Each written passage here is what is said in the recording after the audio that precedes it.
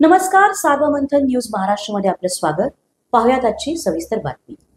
हिंदवी स्वराज्याचे संस्थापक छत्रपती शिवाजी महाराजांच्या पुतळ्यास 26 मार्च रोजी विटंबना प्रकरणी माजी मंत्री प्राजक्त तनपुरे यांनी काल सोमवार 14 एप्रिलपासून राहुरी नगरपालिकेच्या समोर आमरण उपोषण सुरू केले आहे. या दरम्यान पोलिसांना विटंबना करणाऱ्या आरोपीची तंतोतंत माहिती देऊन आरोपींची नावं उघड करणाऱ्यांना 1 लाखाचं बक्षीस उपोषणाला बसलेल्या छत्रपतींच्या मावळ्याकडून देण्यात येणार असल्याचे माजी मंत्री प्राजक्त तनपुरे यांनी माहिती दिली आहे. यावेळी माजी मंत्री प्राजक्त तनपुरे हे असंख्य कार्यकर्त्यांसह उपोषणाला बसले आहेत.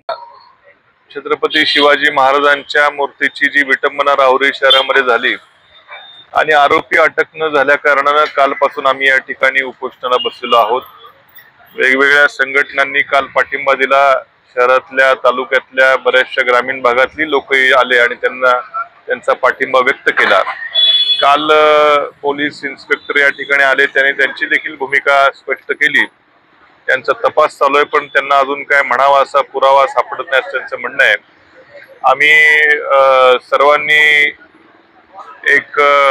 सर्वांच्या वतीनं या ठिकाणी एक जाहीर करतो की जो कोणी पोलिसांना या घटनेबद्दलची योग्य माहिती देईल, काही पुरावे देईल आणि आरोपीचं नाव पोलिसांपर्यंत, योग्य आरोपीचं नाव पोलिसांपर्यंत जाईल आणि तोच आरोपी जर निष्पन्न झाला अशी माहिती जर कोणी पोलिसांना येत्या 4-5 दिवसामध्ये दिली तर सर्वांच्या आता झालेल्या चर्चेनुसार रोख रक्कम 1 लाख रुपये त्यांना बक्षीस दिलं जाईल.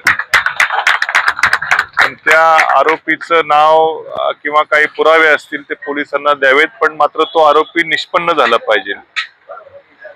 असा जर योग्य आरोपी कुणाच्या सांगण्यावरनं जर निष्पन्न झाला, काही पुरावे कोणी पोलिसांना योग्य त्या ठिकाणी दिले तर आता उपोषणकर्त्या सगळ्यांच्या झालेल्या चर्चेनुसार 1 लाख रुपये रोख त्यांना दिले जातील.